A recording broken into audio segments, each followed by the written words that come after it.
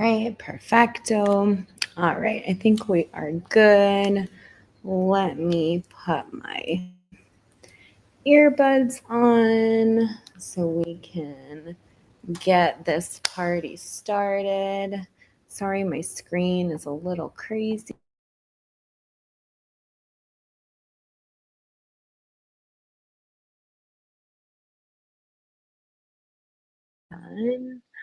All right, we should be good now. Everything seems like it's set up. All right, perfect. I'm going to go ahead and get started. Thank you so much for attending this little lunch and learn. I was meaning to do this yesterday, but I opted to relax and enjoy my Sunday, kind of get prepared for the rest of the week. But I wanted to, I've been kind of watching public health for everyone because public health is my jam and it's what I've been in for eons. And so, with everything going on with this new administration, I wanted to make sure that everyone was informed properly on the state of our current healthcare system and what is going on with it. So we can discuss and go over, etc. So last week, I believe it was last week, RFK Jr. just released the MAHA report, which was the Make America Healthy Again report. And pretty much this was the public health initiative for our healthcare that he is putting out. And so I wanted to go over the good, the bad, the ugly, all of the things related to the MAHA report. And so, first thing I want to ask you to think about is this really public health? Or is this actually political propaganda? And so we'll be discussing this more, and I'll leave it up to you to decide what you think. So the live stream structure, I'm going to pop this live stream out. I'm going to introduce it. I'm going to go over the MAHA report, what's in the report. I'm going to go over what it misses, what it distorts, who wrote it, why that matters. Hey, DJ Ware. Hey, Joy Baby. Hey, Off the Grid. I want to go into, who wrote the report, why it matters, your call to action, and then, of course, this week in holistic medicine, what we're up to. So you can stay informed as always. Okay, let's see. So the MAHA report, all right, perfect. So the MAHA report was commissioned by the Trump administration. Hey, DJ, by the Trump administration, and they tasked RFK Jr. Who is an environmental attorney, by the way, to put together kind of the state of public health and what initiatives needed to be put forth. And so it's led by RFK Jr. and the Department of Health and Human Services. And let me tell you something. I've been in public health a long time, and the messaging on Department of Health and Human Services these days is crazy. Like, just the information just being thrown out there willy-nilly. Good afternoon, Felicia. Welcome in. It's just been like just like I even have had to write sometimes on different posts like, this is the Department of Health, right? Like I got the right account, right? What is going on? Because naturally we look at that for reports, we look for, things that come out that we need to be aware of, that we need to be apprised of, to be able to let our patients know. And so the goal of this report, MAHA report, was to investigate the causes of chronic illness in children. This has happened, extensively in the Obama administration. Thank you. Yes. This has happened extensively in the Obama administration. However, RFK Jr. has kind of picked up this. So the claim is that ultra processed foods, toxins, sedentary lifestyle, well, yes and no. They all serve distinct purposes. So, Department of Health and Human Services actually oversees a lot of things, and then we have subgroups like the CDC, like NIH, et cetera, that do all different things. And so, the claim of the report was ultra processed foods, toxins, sedentary lifestyle, over medicalization and vaccine concerns were actually driving disease process within chronic children. So that's the claims that were made. So let's kind of first go into what it gets right. I think that's the next slide. Okay, so let's go into what it actually gets right. So it does get right that ultra processed food is a legitimate concern for people, not just children, but people in general. I mean, we do have an ultra processed food problem. And it also really brings a spotlight on environmental toxins such as PFAs, glyphosates, which need stricter regulations. If you're not familiar with what those chemicals are, PFAs, I believe, are in plastics, and then glyphosates are typically what is found in like Roundup. It is by Monsanto, that sort of business, and so was produced to be able to eliminate kind of weeds and things like that from our food supply. It's definitely a concern. We've had lots of toxicity as a response to that. And then the other health initiative is screen time and physical inactivity are a rising concern. Now, it's important to note that these are not new by any stretch of the imagination. They've all been peer reviewed, well documented, but this report does weaponize these facts while actually ignoring the systemic issues. And so we'll talk about that kind of as we go along.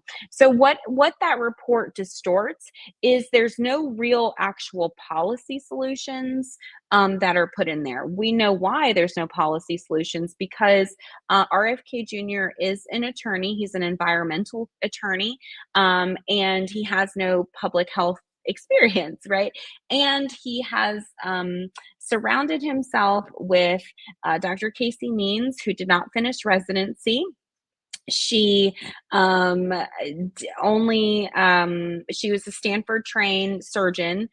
She did not finish residency. Then she decided to leave her residency without completing and do like a 11-week functional medicine certificate, which is a very basic level certification in functional medicine. It's like an entry level. And then she did her practice for like 6 months. And then stopped her practice to start a health tech company.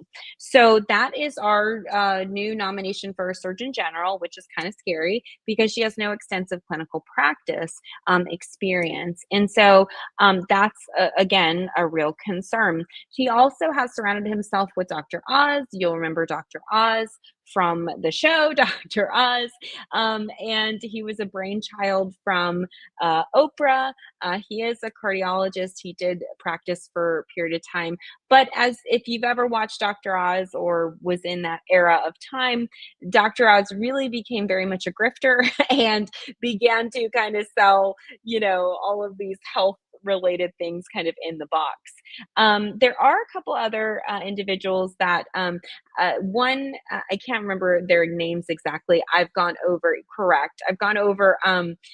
the names of those other two individuals, one of which has very controversial views naturally about vaccines. He wants more vaccine efficacy, which I'm all about vaccine safety and vaccine efficacy, but we can't just across the board. My biggest concern with a lot of this is the harshness of the eliminations. Like, we have to take these things one step at a time. And any good is unfortunately poisoned by the fruit of the tree. And also, too, it overstates the dangers of medications without looking at the nuance. Because again, these are not clinically practiced individuals.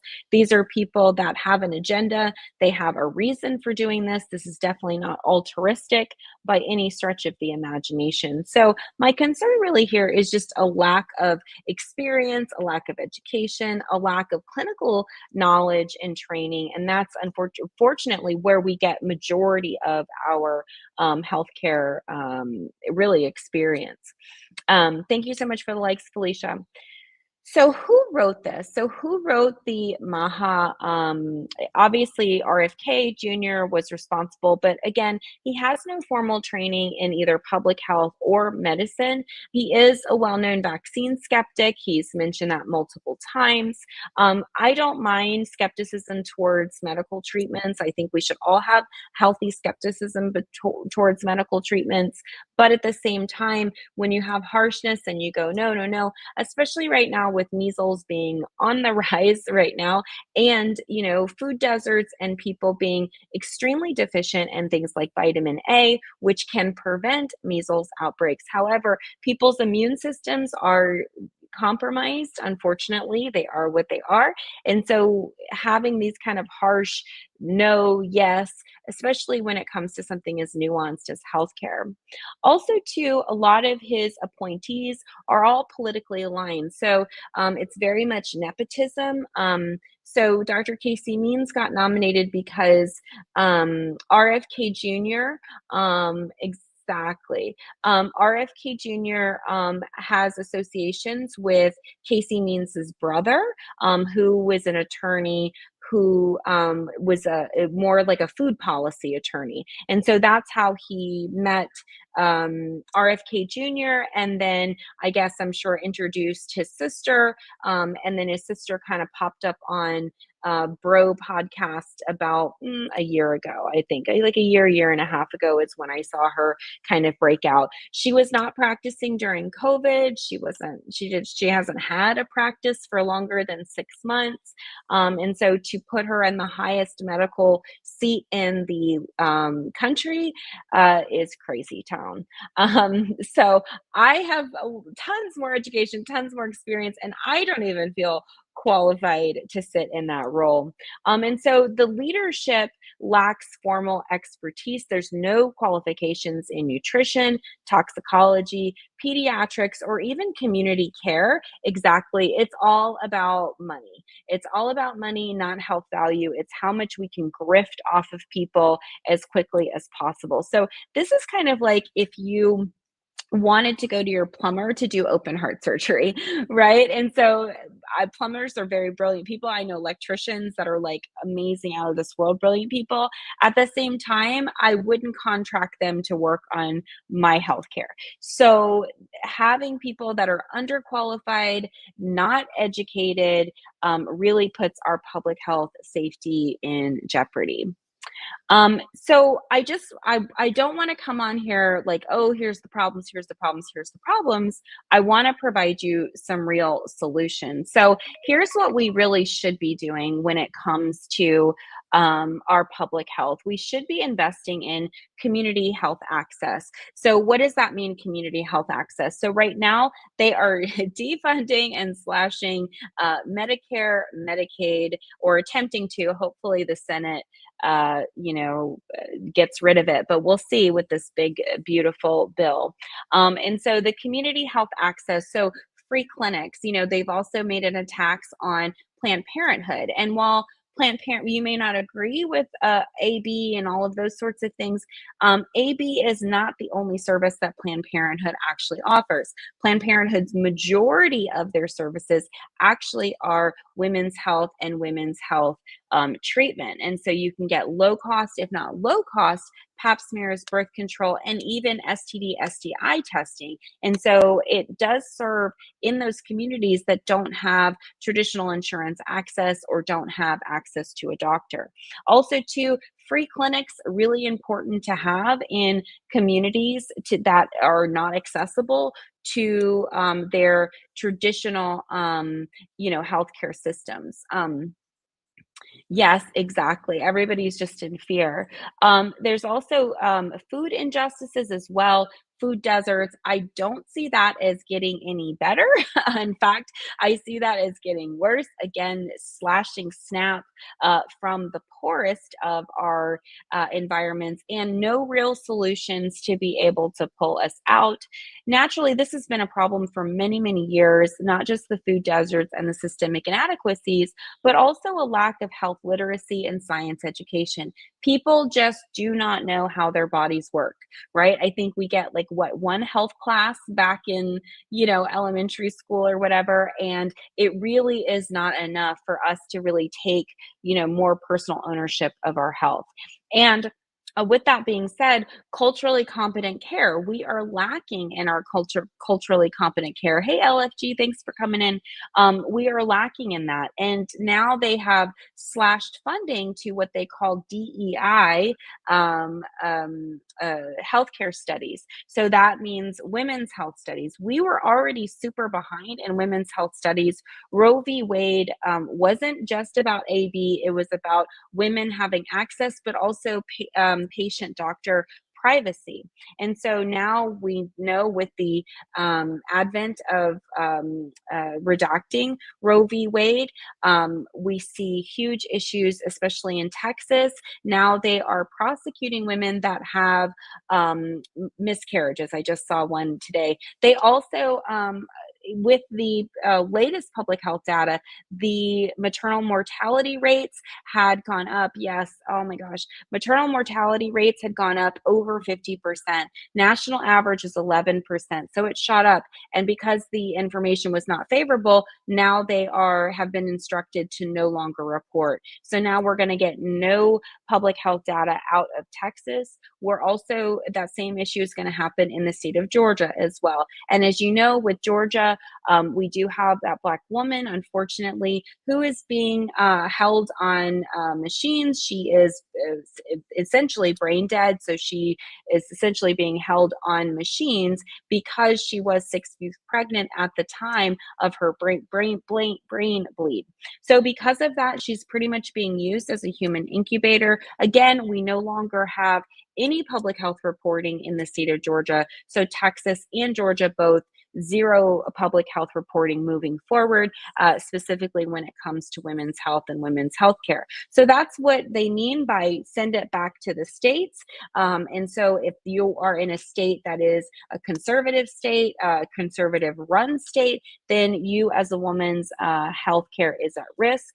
Not to mention that, again, they didn't include us in scientific studies, us being women, until the late 90s. So we really are very behind. That's why when you go to your healthcare provider with a female concern, pretty much the solutions are birth control, hysterectomy, or active surveillance, which is just pretty much watch it. And so that is because we are so behind in the studies. Yes, exactly. It's so bad. And so there's also we need more regulatory transparency on toxins. Unfortunately, we're not going to get that in this administration. We haven't gotten it in any administration. I mean, there are efforts being made, but they really are, in my opinion, kind of not really worth their weight. And so the centering of expertise really needs to come from Black and Indigenous people of color as public health leaders, because our bodies typically are more sensitive than most, and we need our voices to be heard within the public health space. Also, naturopathic and functional medicine experts with experience and proper training. There are a lot of naturopaths who are trained but have very little experience or very little post graduate training. And the same thing with functional medicine. People like Casey Means can do an 11-week course and now call herself an expert in that. So there's a lack of regulatory bodies on people who are in the natural healthcare, alternative medicine, holistic medicine space. And so people can kind of cosplay as these providers without actually going through any training. The other thing is people that have expertise in nutrition and lifestyle medicine. So people that are nutritionists, people that have been in the field for a long time. I even just recorded a podcast episode with a lady who has lots of experience. Her name is Nisha Himes, lots of experience in domestic violence and trauma-informed care. She has no formal training, but her breadth of experience is so extensive. I was like blown away by the amount of knowledge and understanding that she has on those issues. And so also too, environmental justice advocates, people who are going to be on the ground that are, it is a lot to learn. Yes, it is. Yeah, it's not easy at all. People that are going to watch the corporations and hold them accountable, because right now they're not being held accountable. And I don't really see them being held accountable for the foreseeable future, unfortunately. Speaking of which, here are the contradictions with the Trump agenda. So while Maha is talking about, oh, we want more less toxins and that sort of thing, Trump has done a slash on EPA funding. So significant budget cuts are undermining the agency's ability to regulate air, water, and soil pollutants. I'm sure this was done to assist his corporate cronies. Also, there was rollback on the clean water rule. So they removed protections from small streams and waterways, increasing contamination risk.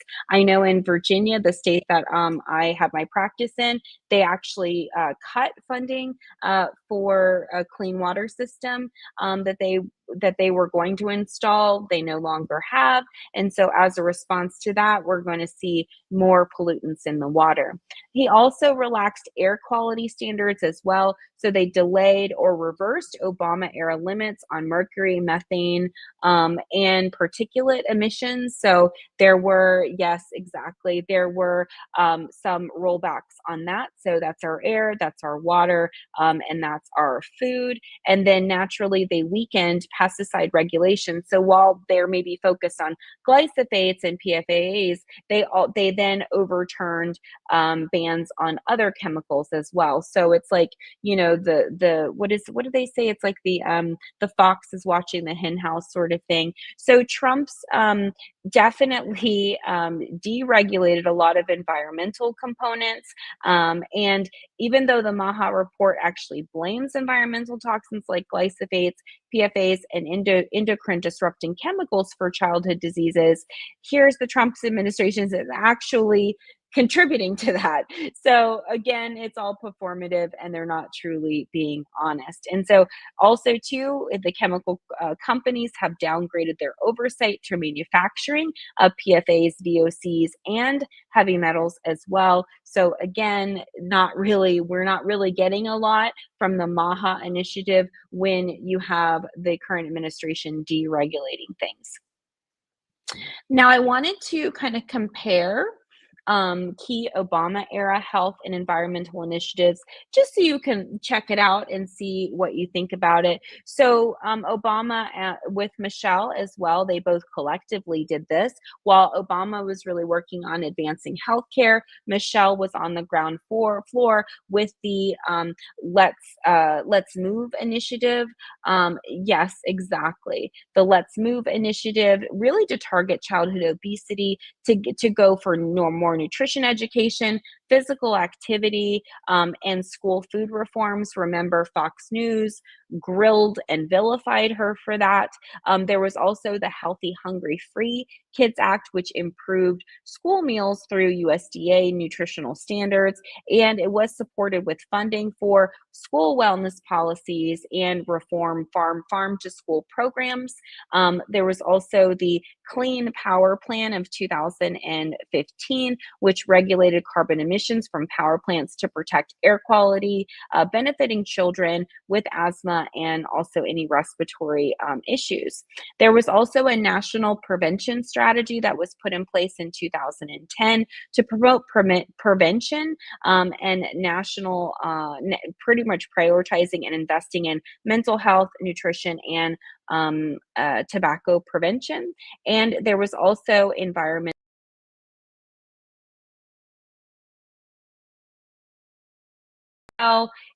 Their environmental and sorry, my slide was covered up. Environmental justice initiatives were put in place as well to also support people such as ourselves, Black and Indigenous people, from being impacted with food deserts and things like that. So Obama really had a holistic view. I was not a fan of all of it, I must say. I was just getting out of school. We also got we went from paper to digital, and we had to go through all of that process with no assistance and no support. People's health insurance rates went crazy. People were, insurance companies were pulling out, and it was definitely a mess. I do see the vision. I think that the original bill, I remember I read when it first came out, that they had written, and it talked a lot about our current healthcare system being a sick care system. It talked about the need for prevention. It talked about reforms. However, it got absolutely cut up when it went to Congress, because naturally these things don't make money. And so there was a lot of back and forth, and really they just resisted everything. But he did finally get a version of the bill passed, which did assist a great deal. And so the MAHA reports initiatives are actually incredibly dangerous. Let me find the right slide. Hold on one second. Let me make sure. Okay. So MAHA reports initiatives are actually pretty dangerous, especially too with this new autism registry. Yes, exactly. This autism registry that now he will be putting forth. And so they are thinking about doing a national autism registry to track correlations with vaccination statuses, toxin exposure, and chronic illness. So the problem with this is that it actually serves as privacy and surveillance risks. And so we have a right to have privacy in our health and our healthcare spaces, not for that data to be now used in any other way other than between you and the provider. And so there's also a lot of stigmas and eugenics conversations. I've been a little aghast at some of the communications I've seen, because having a registry has historically been used for discriminatory practices, not necessarily support. So again, very dangerous and very misleading. And also to weaponization of data. We know with the immigration issues, how they are using data like data from the IRS to be able to target immigrants. So that is incredibly dangerous. So that weaponization of data risks being used to advance vaccine misinformation as well as deny services. So again, if this starts to kind of get into play, it really removes that privacy and that protection between the provider as well as the patient. So we need services that include autistic children, not a government watch list that could then re-traumatize families and reinforce stigma. I was in family practice for 15 years, and of course, being in family practice, you do see quite a few of neurodivergent, autism on the spectrum, all sorts of different cases with that. And I can tell you that those families work incredibly hard to keep their babies healthy and keep their babies as safe as possible. So adding one more thing to their list, and also too, they are very protective, because a lot of times they have been scrutinized, abused in the healthcare system already. Not to mention those children who were having strong developmental cues, and then all of a sudden, after let's say an MMR, now all of a sudden had developmental issues. Now, correlation does not mean causation. So not every case is related to vaccinations. And so when we start to get into these generalized conversations, it really is very dangerous, especially how nuanced healthcare is. The other recommendation, which just came out, like I think it was like yesterday or today, is that now they're making recommendations for chelation therapy.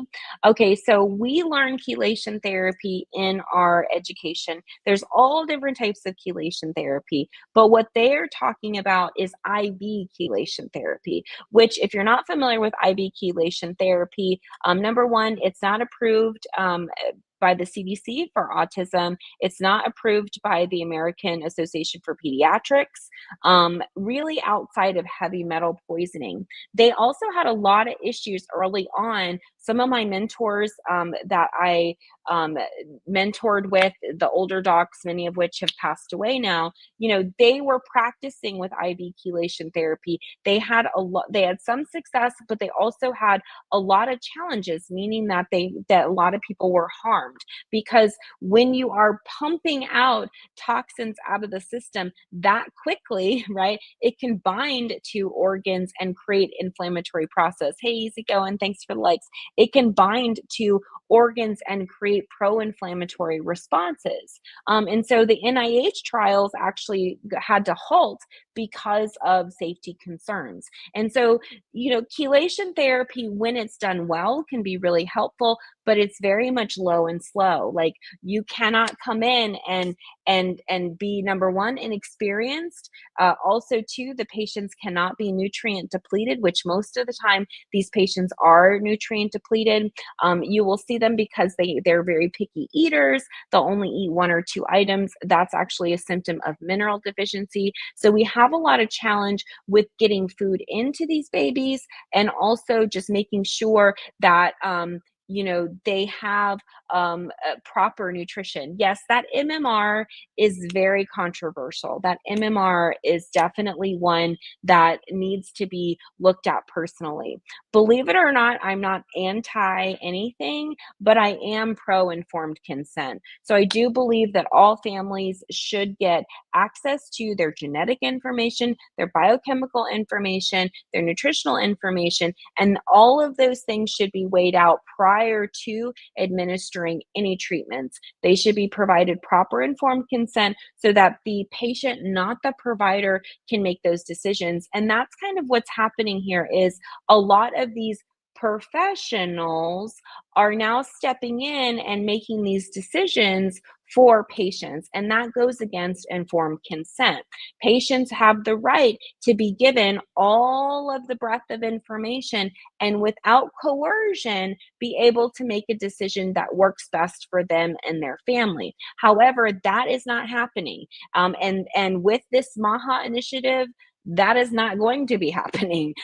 In fact, it seems very predatory, because they've already assumed what needs to happen with these children, and that is, again, very, very dangerous, especially too because where maybe one treatment works really well with one family, it can be disastrous for another family. Not to mention the fact, hey, Chrissy, not to mention the fact that the people in charge of these things have very little, if not any, clinical training, clinical experience. I think the NIH and the FDA guy are the only ones that have extensive training. Everybody else, forget it.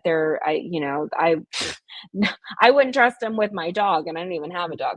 And so chelation may help detoxify people, but again, this is an individual basis, this is individual care. We can't do these broad across the board, this is for everybody. And that's for any treatment. That can be a baby aspirin all the way up to chemotherapy and everything else in between. These are our bodies are very complex structures, and we need to really be very mindful where we are sitting down with our patients and providing them all of the information. Okay, so what does real public health policy, what should it look like? So when we're trying to reduce chronic illness in children, we need to fund school-based health, meaning school-based health education, where in schools they are getting education. Think about community gardens, think about learning about nutrition, learning about emotional intelligence, learning about how food access, learning about gardening, those things like that. Not just in a PE standpoint doing fitness, but learning about different aspects of fitness. Also, too, there is very little, if not any, mental health programs in schools as well. You have a guidance counselor who is literally assigned to a multitude of individuals and students. And so making sure that those mental health programs, especially for children that are from all kinds of different backgrounds, trans children as well, so that they are getting gender affirming care, etc. Exactly. Yeah. So we do use the PDR, but um, the the thing is that they may be informed about the medications, but not informed in the biochemistry of the patient. So the meaning that how a medication will interact with a one particular patient. That has to be done. Now we have genetics. We can do methyl genetic, pharmacogenetic testing as well to be able to see if medications genetically metabolize with patients, the biochemistry of the patient, etc. And a lot of medications now are plug and play. And so, what do I mean plug and play? Meaning that they put the patient on it and then they don't actually come back to the patient. We see this a lot, like let's say hypertensive medication, right? So a patient comes into the doctor's office and off of one blood pressure reading, they are deemed as having hypertension and giving a medication. Instead of being told, okay, so now go ahead and go ahead and go home and do these readings for 2 weeks, and then you'll come back or report in, and then we'll actually get the baseline or the averages. They're not doing that. Instead, it's if there's one, hey, wireless, if there's one reading or one this or one that, now all of a sudden they're being put on medication with no opportunity to come off of it. So not all providers, but some providers will just put their patients on. I see this a lot too with a psychotropic medication. So more of like your SSRIs, those are like your mood stabilizers. A lot of times people or doctors will just put their patients on mood stabilizers, and then that's it. They don't check in with their patient, assess if the mood stabilizers are working, not working, or if they need to titrate off of them at any time. And so we do need adequate support for our children with autism, but we need to provide more inclusive services so they don't feel isolated. They don't feel, strange. They don't feel pushed out. They don't feel all of those things. Instead, they are more inclusive. We also need more occupational therapists for servicing those, especially speech therapists, and getting those children to be able to have eye contact, to be able to respond to commands and things like that. That is typically a very slow process with these babies, especially depending on how developmentally they are impaired. We also need parental support. It really takes a village. Like I have seen parents with children with autism come into my office, and I literally am like, you know what, let me take your baby for 20 minutes, 30 minutes, and you go into the waiting room and just be quiet. Like you go into, let me go put you on a steam or a foot detox, and you just get a little bit of you time, right? Because parents are expected to be superheroes, unfortunately. And I mean, I've known some autistic children, even on the panda spectrum, where they are screaming, yelling 24/7. And because they have what we call brain on fire, the heavy metals and chemicals in their system is to the point that it's bound to their nervous system, and it's gone up to their brain, and now their brains are inflamed, or they have chronic histamine responses, and so they're not able to sleep. I have one patient, they've been with me for like 3 years now, and when she first came to me, their baby didn't sleep like at all, like, and she was pregnant and she had another child. And after about 3 months or so, we were able to get that baby to sleep. But imagine not having support, and you are a mom, or even a single mom, trying to combat that plus work and things like that. It's not realistic. We need to have parental support. The other thing is we need to have accommodation. So things like parent drop-offs. Now I know there's all kinds of health risks with that, and so that has to be evaluated. But we really need to be mindful and make sure that we give more community support to these parents, and not even just parents with autism. We're talking all parents, because children are a lot. I love my daughter, but when she was growing up, it was a lot. I was going to school, I was trying to manage my life. I was trying to raise her. I was building companies. I was doing all kinds of things. And I did it because, I'm Superwoman, but for the vast majority of people, they do need some sort of support. We also need to address the toxins in the environment. So there have to be regulations regulations on chemical industries. We do have to strengthen, not repeal the EPA. So if we strengthen the EPA, then we can have more standards. And so we can diminish the amount of chemicals in our food, our air, our water. Europe, England, most of the chemicals that we do in the United States are banned. And so when America was tasked to do that, like even artificial sweeteners as an example. So, if you look at the European studies on artificial sweeteners, like your sucralose, your pink packets and all that, the pink and the blue packets and all those things, the European government said these produce cancer. They had shown that in studies, etc. And so they removed them out of their food. When those studies were provided to America, America said, we have to do our own studies. Did America do their own studies? Absolutely not. Do you still have the pink packet, the blue packet, and all those other packets? Absolutely. So we definitely need to make sure that we are honest with the general public, and don't even get me started on Monsanto and what they are doing to our seeds and our seed supply. I also didn't realize that the government will pay certain farmers not to grow their food. So they do control the food supply and do create food scarcity, even when we have eligible farmers to grow. So fun fact about that.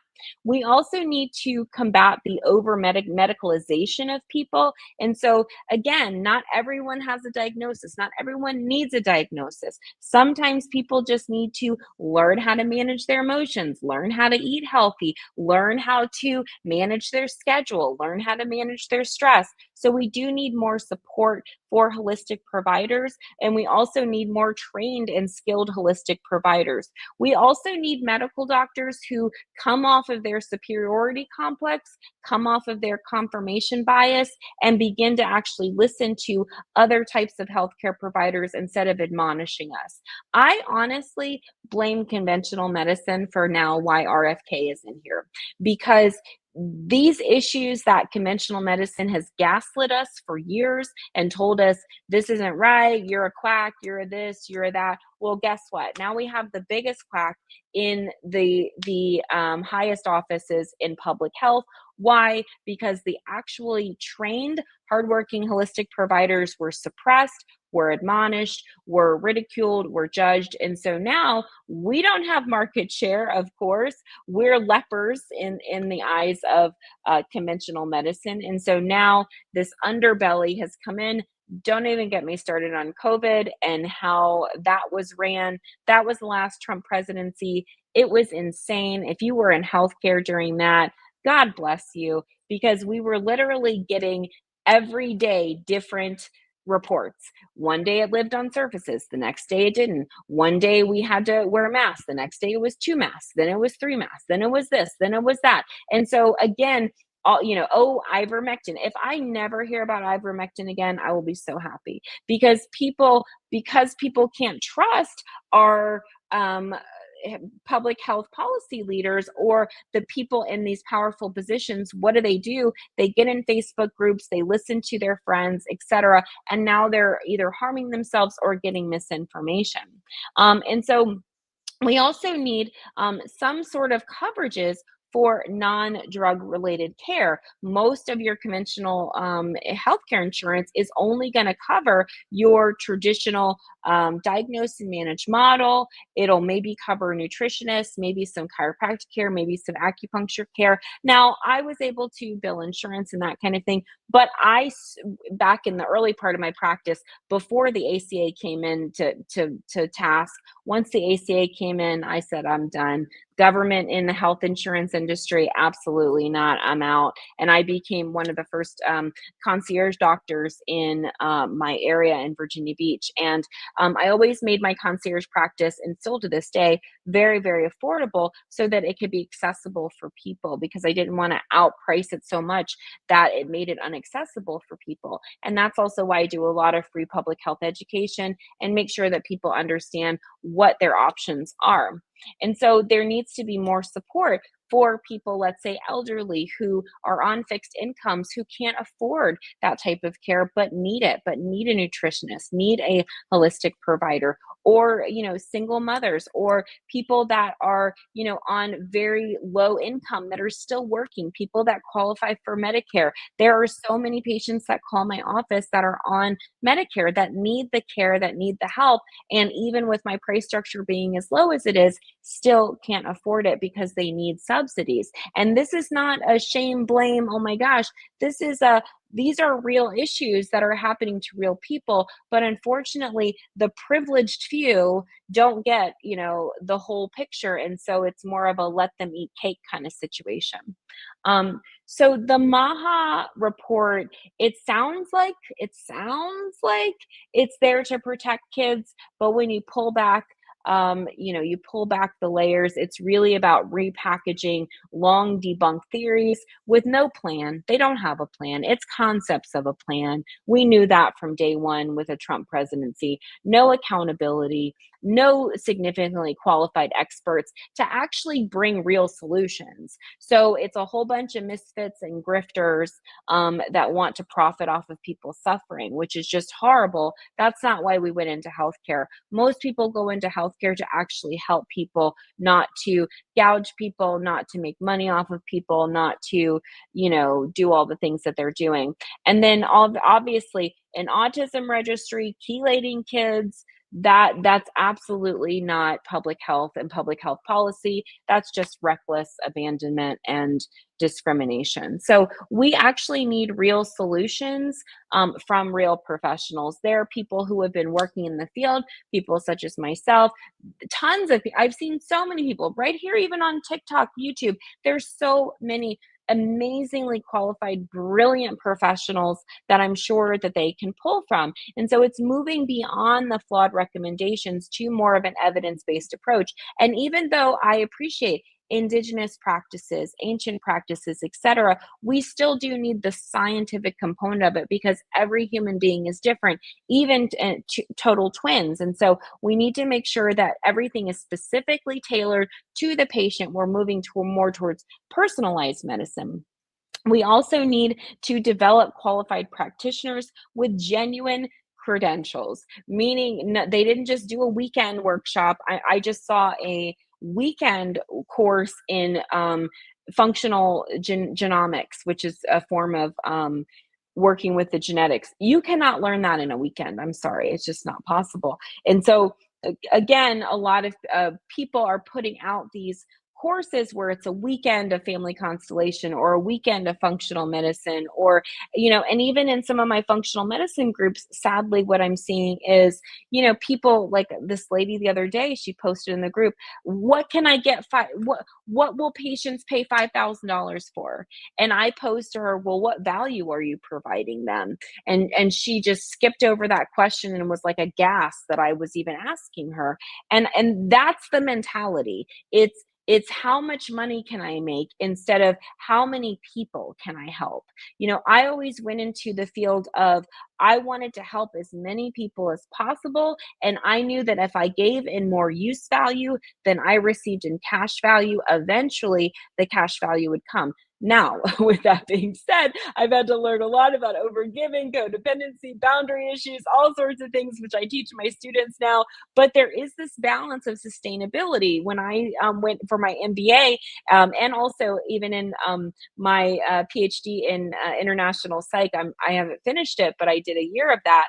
And so, even in that, it was all about building sustainability in businesses and a sustainability practices. I needed a little bit of a break on the school. I've been in school forever. So I took a break. I'll go ahead and finish it out though, eventually. So, here's some real, solutions that I wanted to go over with you guys. So, some real public health solutions are a return to community, culture, and common sense, people. You don't always need a doctor to tell you to drink more water. You don't always need a doctor to tell you to clean your diet up. You don't always need a doctor to tell you you need to manage your stress better. What you do need is to be self-aware, and to be able to assist and support each other. We need community driven healthcare, community driven health centers that are affordable. Before this colonized healthcare system, we used to have, the town, the tribe shaman or the tribe medicine people. We have come so far from that. That's been stripped from us. That's been abandoned. We're no longer allowed to. That's all been ostracized and called quackery and all of these things. But that's really where we need to return to, is where it's more people powered more than insurance company powered. And we also need to come back to our traditional healing systems where we're eating our clean food, where we're using our herbs as medicine, where we're using our food as medicine, where we're working with our movement and our breath and our water and things of that regard. And we also need cultural recognition. What works for me as a Black Afro-Indigenous woman is not going to work for Becky, who, is European primary ancestry, or not going to work for, Muhammad, who, is from the Middle East, So we need to also be really mindful of what's going to work for us culturally. And that does not exist, unfortunately, in our healthcare system. It has been whitewashed entirely. And also, too, we've been admonished and shamed for even practicing. So Black and Afro-Indigenous people, when we go into the healthcare system and we're not comfortable with these invasive practices because our bodies are more sensitive, we are met with, confrontation. We're met with, oh, we're not listening, we're not abiding, we're dumb, we don't know what we're talking about. We're met with all of this resistance and all this shame and all of this vitriol, when really we're just trying to come back to ourselves and come back to how we treated ourselves and our communities prior to post-colonization. We are globally in a post-colonized healthcare system. Thank you, corporations. Thank you, Rockefeller. Thank you, all of the people along the way, health insurance companies and the like, who want to profit off of our sickness, off of our dis-ease, and off of our ignorance. And so, again, when I went into my MBA, it was really about studying the healthcare system and studying the problems within the healthcare system and providing solutions. And so, definitely a return back to community, a return back to our original culture, and a return back to common sense. Again, you don't always need a doctor to tell you all of these things. Some of these things intuitively, you just may be not doing it.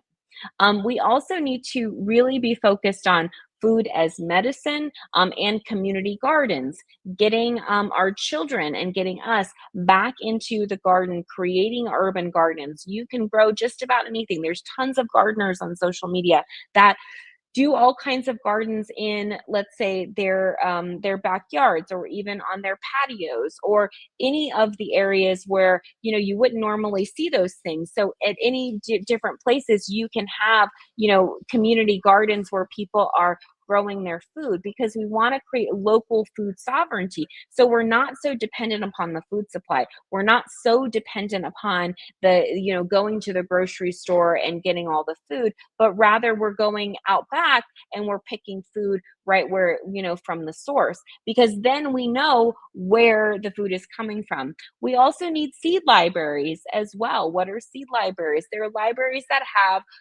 unadulterated seeds that are for growing, things that are, I can't remember the word off the top of my head right now, in terms of seeds, but there are seeds that are not GMOs, that are not herbicide, pesticide driven, but that are actually healthy quality seeds. And we need more community supported agriculture. So if you're not familiar with what community supported agriculture is if you have a local farm, for instance, and you have people that invest in a crop share. So let's say you have the fall crop that's coming in, and everybody pays a little bit into the farm, and then they get their share. So it's community supported agriculture.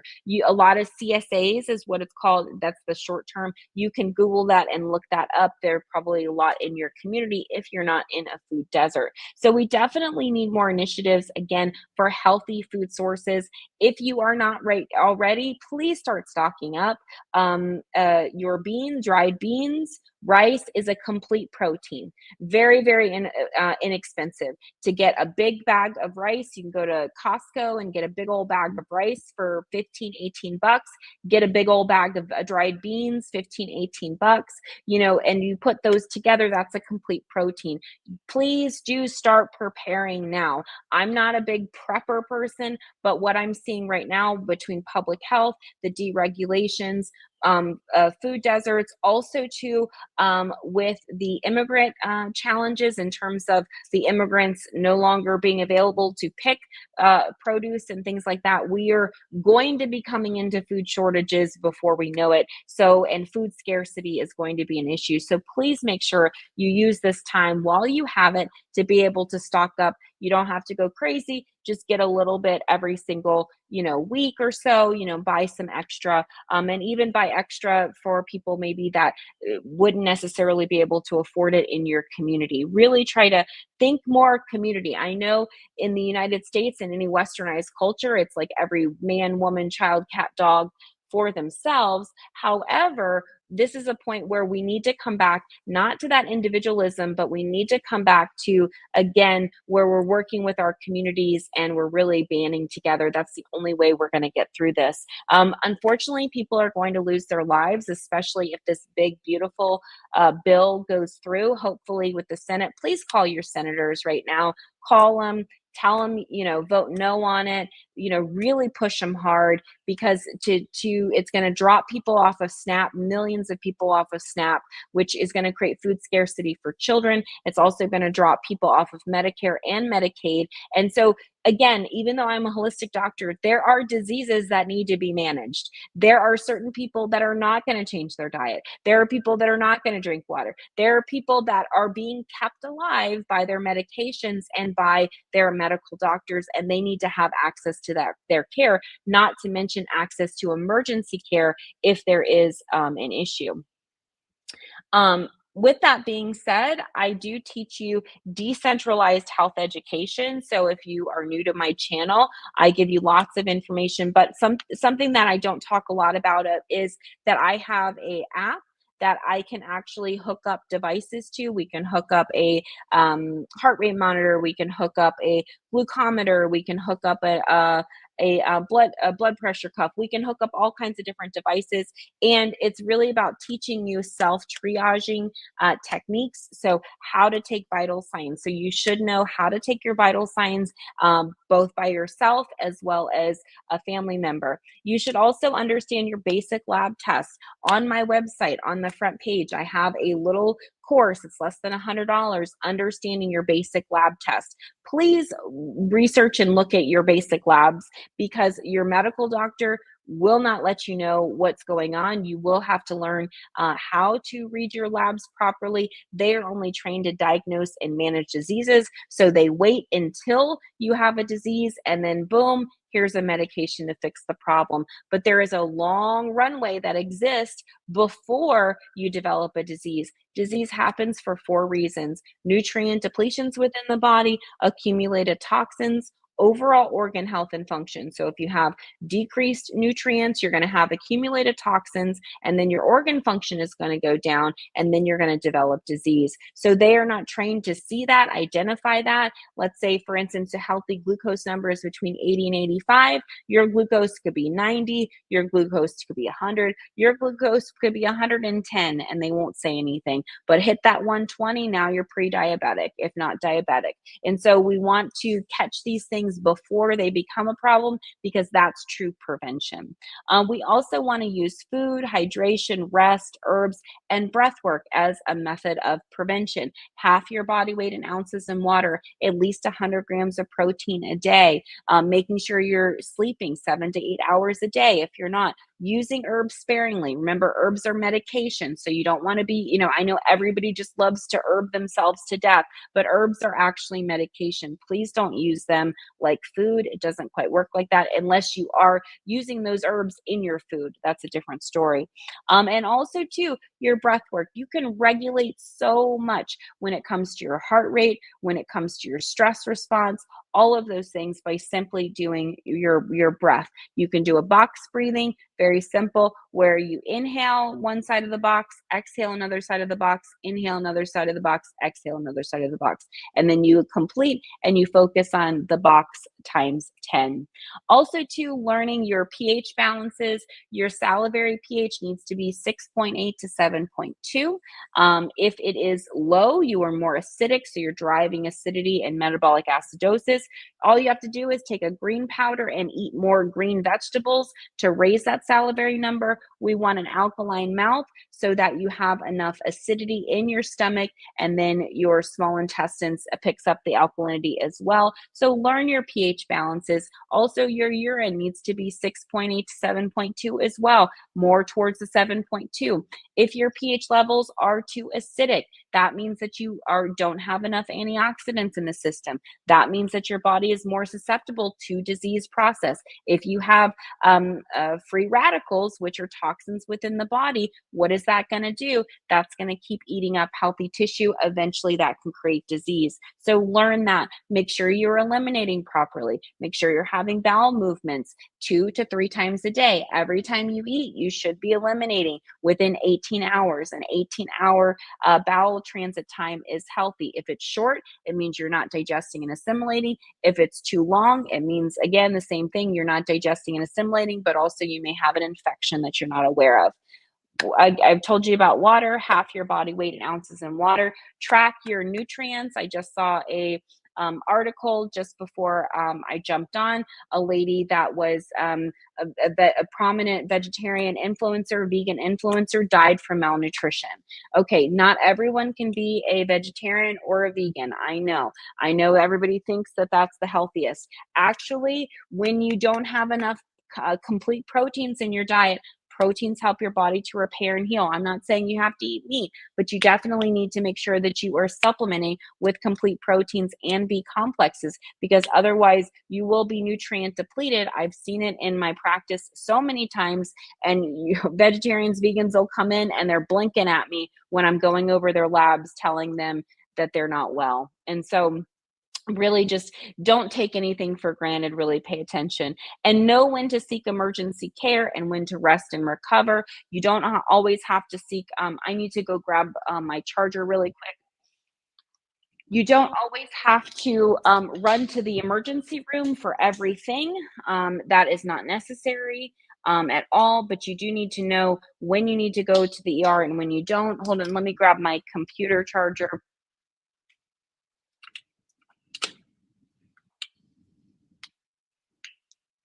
Okay, there's some people that are frequent flyers in the ER, meaning they go to the ER all the time.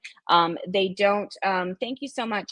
They go to the ER all the time and they don't actually know what the ER is for. The ER is for emergent situations, right? So, what are emergent situations? If you have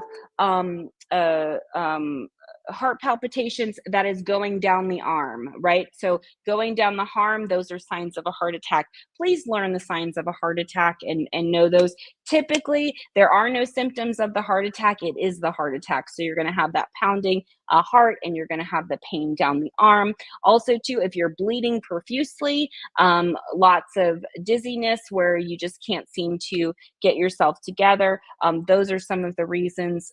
But emergent situations, a lot of things can be accomplished just with drinking water, eating some protein, and resting. And then also following up, let's say, with a primary or a holistic doctor.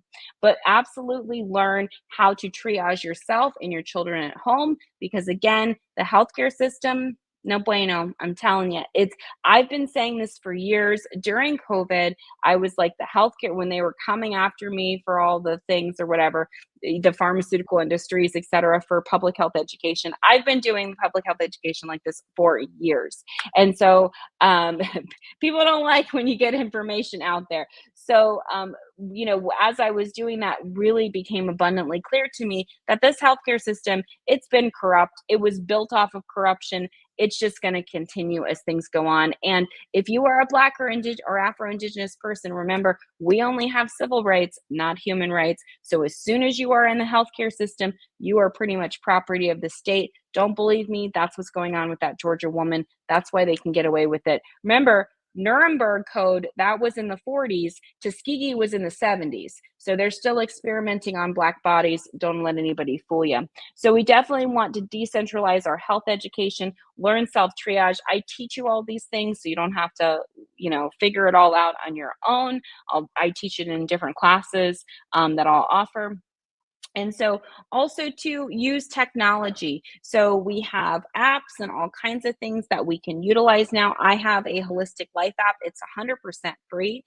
If you join our community, there's a link in there, or even if it's I think it's even just in the link in my bio.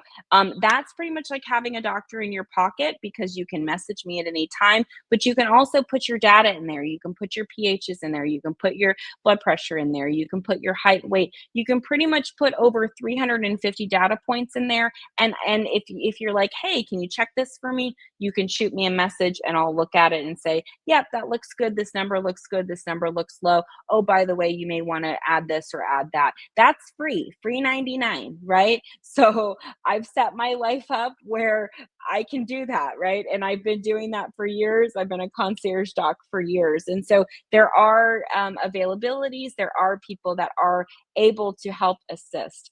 Also, too, I have custom plans if people want those. And I have free communities. I have 3 communities. I have a holistic health community that's just for treating you and your family. I have a holistic health coaching community if you're interested in doing this professionally, because again, we need more providers. And then an Pure Black, which is our Afro-Indigenous community, which gives information specifically for Black and Afro-Indigenous people.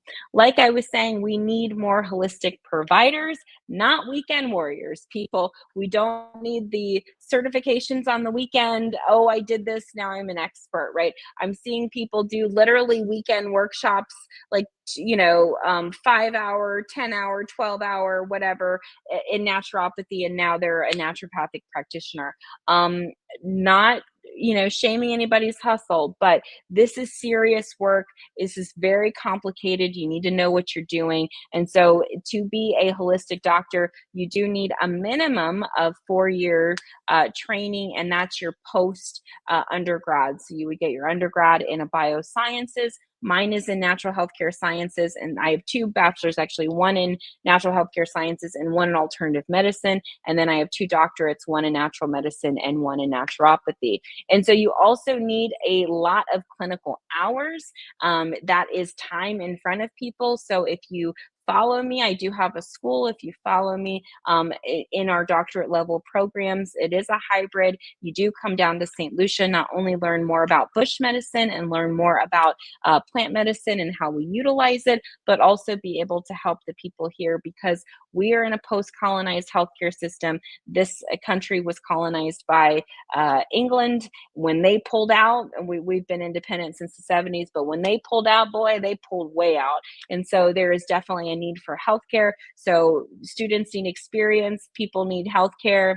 It's a marriage made in heaven.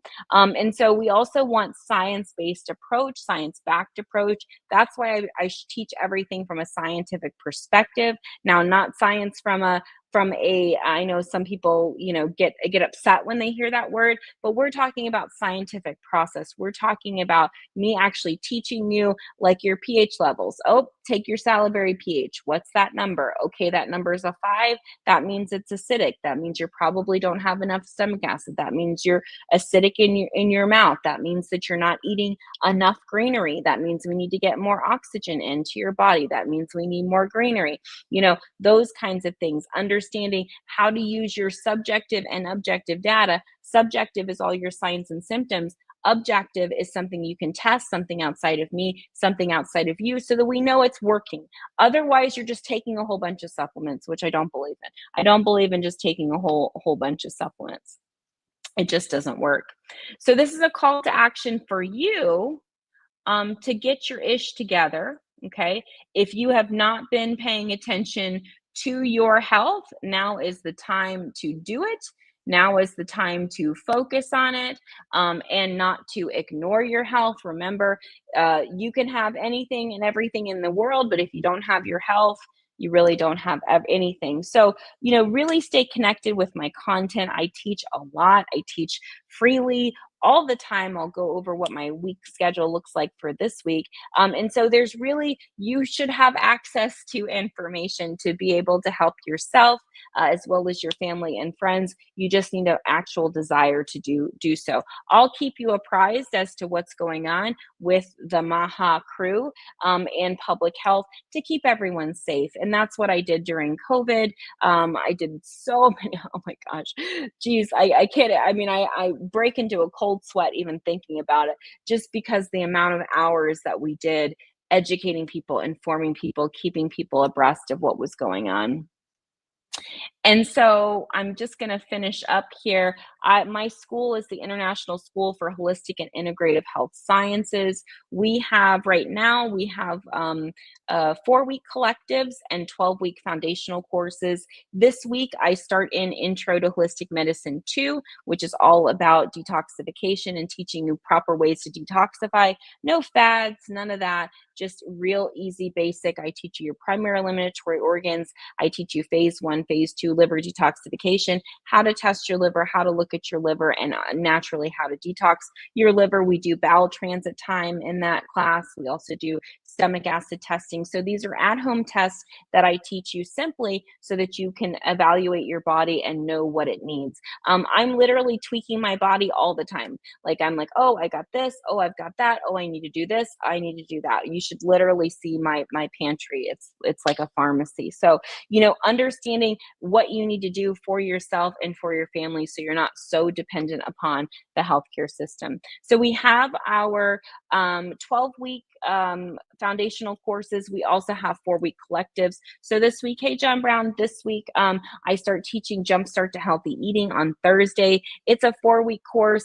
I teach it live on all the platforms. And so this is about educating people who are really, really busy how to eat healthy quickly, effectively. It teaches you basic nutrition and teaches you kind of all my tips and tricks. Because at one point I was in school, I was a mom, it superhuman, let me tell you. So I learned all kinds of strategies in order to make sure that I'm eating healthy, because regardless of all the things that you're doing, if you're not eating healthy, forget it. Your body's going to eventually break down. Why? Because you're going to be nutrient depleted. So we want to make sure you have proper nutrients in your body, you have proper hydration. The list goes on and on and on. And so we also are building up. So we have our foundational courses, which are 12-week long, which are more based off science. And then we have our 4 weeks, which are more skill building. And then eventually in about the fall, we'll launch our holistic health coaching certification, which that is a year-long program. So the courses that you're completing now will apply towards that holistic health coaching certification. Once you complete the certification, then you can work towards moving towards a degree in holistic medicine and those various things. We were waiting to see what the Department of Education was going to do, but now Congress has struck it down. Hopefully, well, the judge has struck it down, so hopefully it should stop, and there should be no additional. But we never know. So we are working with more international accrediting bodies for right now, until America figures herself out. She going through it right now. That America. This week in holistic medicine, I have 2 episodes of Decolonize Your Healthcare, which will be released, so look out for that. One of them is a episode that I recorded with Jim Stevenson. Jim Stevenson is a 20+ year researcher on vitamin D supplementation.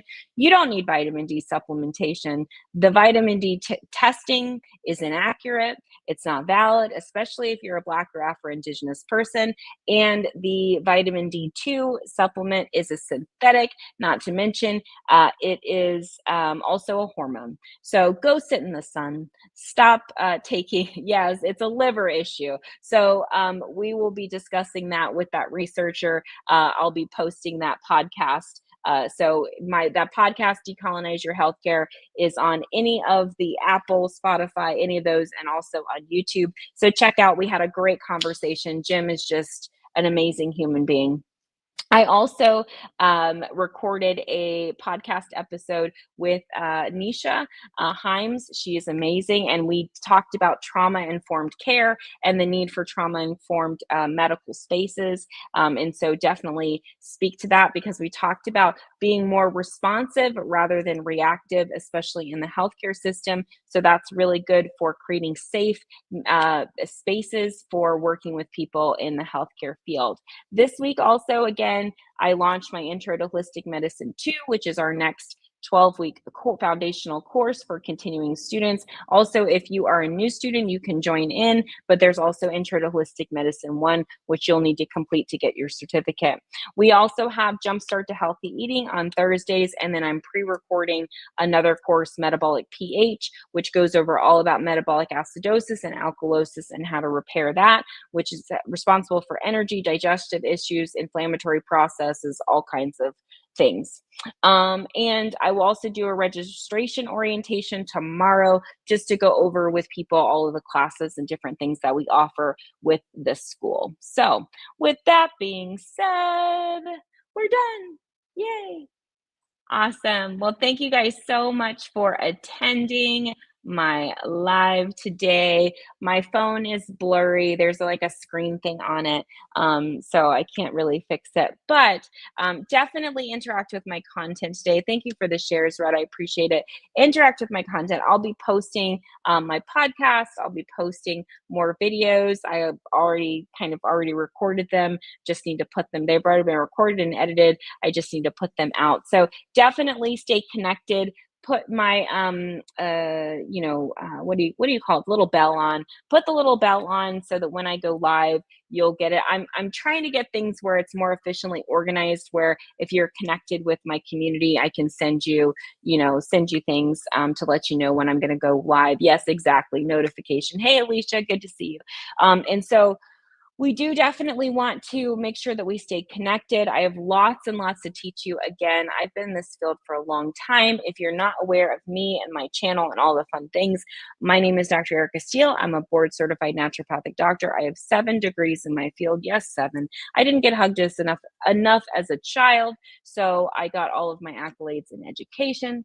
And so as a response to that, I have lots and lots of education to teach you, share with you. I'm just bursting in the seams to be able to give this information to you, because we need more providers. We need more holistically trained, culturally educated, intelligent providers out there, especially with this new MAHA movement or whatever is going on. It's the giant grift. It's just a big grift. Just, when you have Dr. Oz in charge of Medicare, when I was finishing up my clinical rotation, Dr. Oz was huge at the time. And I remember, oh my God, people would come in, well, Dr. Oz said. And one day I got so upset. I said, well, go get an appointment with Dr. Oz then. And the lady got so upset. She's like, clutch her pearls, right? But the reality is these people are not treating providers. They are TV people. RFK Jr. is an attorney. He's an environmental attorney. He wants to go sue the pharmaceutical companies so that he makes more money. That's all he wants to do. It has nothing to do with your health. And then this autism registry, oh my gosh, just so many things that I'm going to keep my pulse on, and of course, educate you. Anything and everything in the public health space, I am definitely your go-to for that. So I'm going to jump off now because it looks like my husband just got home. Yay. So we're going to go to a late lunch. That'll be amazing. So like, share, comment, subscribe, all the fun things. I will see you guys later. Bye now.